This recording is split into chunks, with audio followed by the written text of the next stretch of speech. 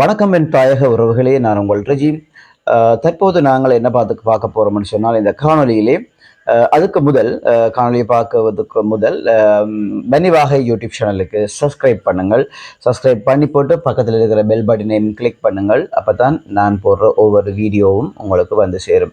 இன்றைய நாளிலே நாங்கள் வட்டுவாகால் பாலத்துக்கு போய் நேரடியாக சென்று அந்த வீடியோகளை நாங்கள் எங்களுடைய இதிலே அப்லோட் பண்ணியிருந்தோம். தயவுசெய்து பாருங்கள். பார்த்துட்டு அதில் என்ன இருக்குது, எப்படி இருக்குது, ஏதாவது இருந்தால் அதில் கொமெண்ட்ஸ் பண்ணுங்கள். கொமெண்ட்ஸ் பண்ணுறது மட்டுமல்லாமல் உங்களுடைய நண்பர்களுக்கும் அதை ஷேர் பண்ணிவிடுங்கள். அவர்களும் பார்த்து தெரிந்து கொள்ளுவார்கள். தயவுசெய்து என்னுடைய சப்ஸ்கிரைப் வீதம் குறைந்து இருக்கிறபடியால் கொஞ்சம் தாமதமாக ஓடுகிறது. தயவுசெய்து உங்களுடைய ஆதரவை வேண்டி நிற்கின்றேன். சப்ஸ்கிரைப் பண்ணிவிட்டு பெல் பட்டனையும் கிளிக் பண்ணி போட்டு ஷேர் பண்ணி விடுங்கள். ஓகே, வாங்கள் இன்றைய காணொளிக்கு போகலாம். 25/11 திங்கட்கிழமை இரவு 8 மணிக்கு இந்த அறிக்கையை வெளிவிட்டிருக்கிறார்கள்.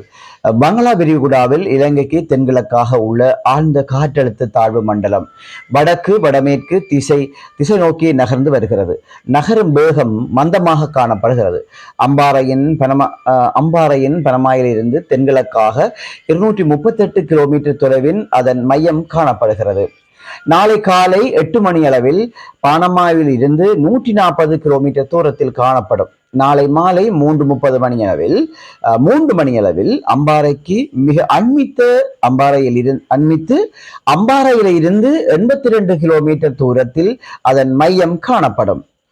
இந்த ஆழ்ந்த காற்றழுத்த தாழ்வு மண்டலம் 27ஆம் திகதி அதிகாலை 2 மணி அளவில் மட்டக்களப்பு நகரில் இருந்து 91 கிலோமீட்டரில் காணப்படும்.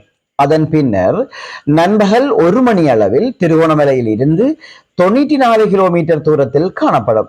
பின்னர் 27ஆம் திகதி மாலை 6 மணிக்கு முல்லைத்தீவில் இருந்து கிழக்காக 109 கிலோமீட்டர் தூரத்தில் இந்த புயல் காணப்படும். தற்போதைய நகரும் வேகத்தில் தான் இந்த புயலின் இட அமைவு மேற்குறிப்பிட்ட இடங்களில் காணப்படும். நகரும் வேகம் மாற்றமடைந்தால் இடங்களும் மாறும் என்பதை கருத்தில் கொள்ளவும். கரையை கடக்கும் இடம் இன்னும் தெளிவாகவில்லை. தீர்மானமாக அறிந்ததும் தெரிவிக்கப்படும். ஆனால் இந்த புயல் நகரும் வேகம் குறைந்தால் நமது வடக்கு மற்றும் கிழக்கு மாகாணங்களில் ஆபத்து நிலை அதிகரிக்கும். பொதுவாக ஒரு புயல் கடலில் அதிக நிலை கொண்டால் தன்னை வீரியப்படுத்துகிறது என அர்த்தம். தற்போது வடக்கு மற்றும் கிழக்கு மாகாணங்களில் பல பகுதிகளுக்கு கிடைக்கும் கனமழை இன்று இரவு முதல் இன்னும் அதிகரிக்க வாய்ப்பு இருக்கின்றது. அன்புக்குரிய மட்டக்களப்பு மாவட்ட மக்களே, தற்போது உங்களுக்கு கிடைக்கும் மழை இன்று இரவு 9 மணி முதல் மிக மிக கனமழையாக மாறி நாளை மாலை வரை நீடிக்கும். அநேகமாக பல இடங்களில் வெள்ள அனர்த்தங்களுக்கான வாய்ப்புகளும் உண்டு.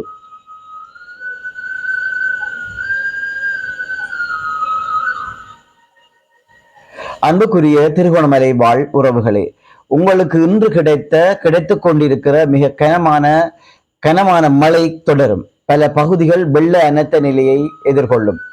நாளை முதல் வவுனியா மாவட்டத்திற்கு கனமழை கிடைக்க தொடங்கும். நாளை அதிகாலை முதல் குறிப்பாக காலை 7 மணி முதல் முல்லைத்தீவு மாவட்டத்திற்கு மிக கனமழை கிடைக்க தொடங்கும். பல பகுதிகளுக்கு வெள்ள அனர்த்த வாய்ப்பு உண்டு.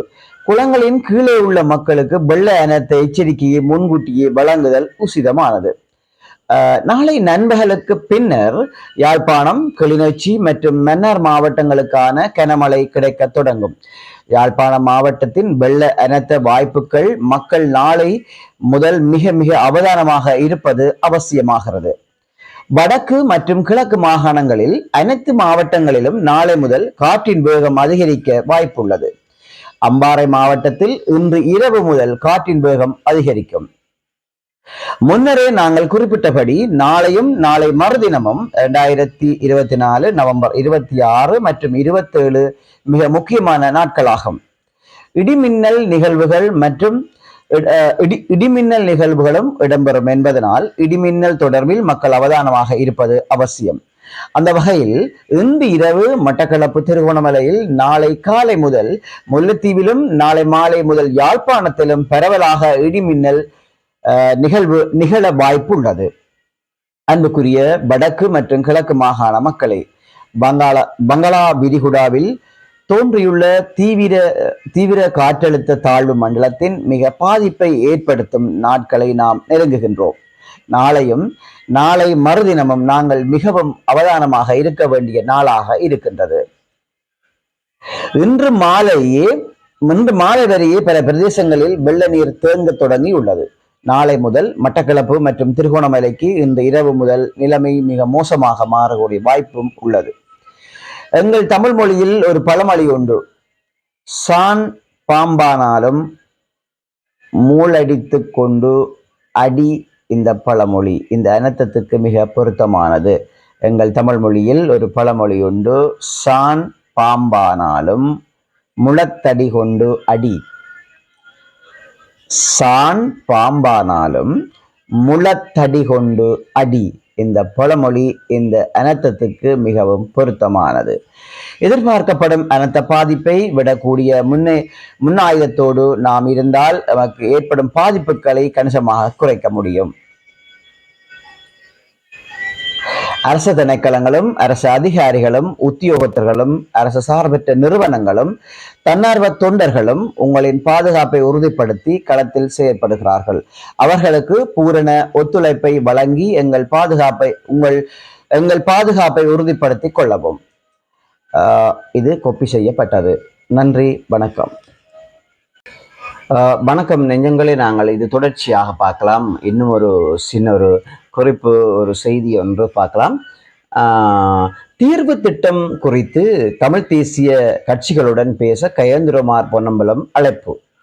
தமிழ் மக்கள் பேரவையின் தீர்வு திட்ட முன்மொழிவை அடிப்படையாக வைத்து ஏனைய தமிழ் தேசிய கட்சிகளுடன் பேச்சுக்களை நடத்துவதற்கு தயாராக இருப்பதாக தமிழ் தேசிய மக்கள் முன்னணியின் தலைவரும் யாழ் மாவட்ட பாராளுமன்ற உறுப்பினருமான சட்டத்தரணி கஜேந்திரகுமார் பொன்னம்பலம் தெரிவித்திருக்கின்றார்.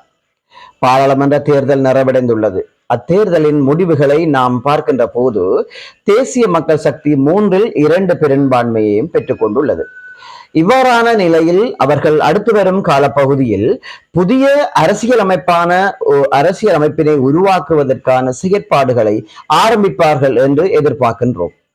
இந்த தருணத்தில் அவர்கள் ஏற்கனவே மைத்திரி ரணில் கூட்டாட்சி அரசாங்கத்தில் முன்னெடுக்கப்பட்ட ஒற்றை ஆட்சியை மையப்படுத்திய புதிய அரசியலமைப்புக்கான இடைக்கால அறிக்கையில் இருந்து ஆரம்பிக்க உள்ளதாக அறிவித்திருக்கின்றார்கள். குறித்த இடைக்கால அறிக்கையானது தமிழ் மக்களின் அபிலாசைகளை பூர்த்தி செய்வதாக இல்லை. அது ஒற்றை ஆட்சியை முழுமையாக ஏற்றுக்கொண்டுள்ள ஒன்றாகும்.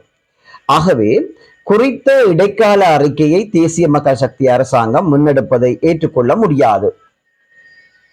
தேசிய மக்கள் சக்தி 3/2 பெரும்பான்மையை காணப்படுவதன் காரணமாக அவர்கள் எந்த விதமான முடிவுகளுக்கும் செல்ல முடியும். ஆனால் தமிழ் மக்களின் விருப்பத்துக்கு மாறாகவே அவர்கள் செயல்படுகிறார்கள் என்பதை வெளிப்படுத்த வேண்டும். அதற்காக தமிழ் மக்களின் அபிலாசைகளை பூர்த்தி செய்கிற வகையில் தயாரிக்கப்பட்ட தமிழ் மக்கள் பேரவையின் அரசியல் தீர்வுக்கான வரவினை அடிப்படையாக வைத்து ஏனைய தமிழ் கட்சிகளுடன் பேச்சுக்களை நடத்துவதற்கு நாம் தயாராக உள்ளோம். குறித்த வரைவு தயாரிக்கப்பட்ட போது சுமந்திரன் தவிர ஏனைய கட்சிகள் அனைத்தும் பிரதிநிதிகளும் பங்கேற்றிருந்தார்கள். துரதிர்ஷ்டவசமாக தொடர்ச்சியாக அவர்களின் பங்கேற்பு முழுமை பெறும் வரையில் நீடித்திருக்கவில்லை. எவ்வாறாயினும் கொள்கை அளவில் அனைவரும் தமிழ் மக்கள் பேரவையின் வரவினை ஏற்றுக்கொண்டுள்ள நிலையில் அதனை மையப்படுத்தி பேச்சுக்களை ஆரம்பிப்பது பொருத்தமானதாக இருக்கும். இந்த செயற்பாட்டினை முன்னெடுப்பதற்கு ஏனையவர்கள் அதில் பங்கேற்கிறதுக்கான பகிரங்க அறிவிப்பை நாங்கள் விடுகிறோம் என்று கஜேந்திரகுமார் பொன்னம்பலம் அவர்கள் இந்த அறிக்கையை ஏனைய கட்சிகளுக்கு விட்டிருக்கிறார்கள். இந்த அறிக்கையை ஏனைய கட்சிகளும் ஏற்றுக்கொள்வார்களா, அல்லது தமிழ் கட்சிகள் எல்லாரும் ஒன்று சேர்ந்து இதுக்கு ஒரு சரியான தீர்வான முடிவை எடுப்பார்களா? பொறுத்திருந்து பார்ப்போம். அடுத்த காணொலியில் சந்திக்கும் வரை உங்கள் ரஜி.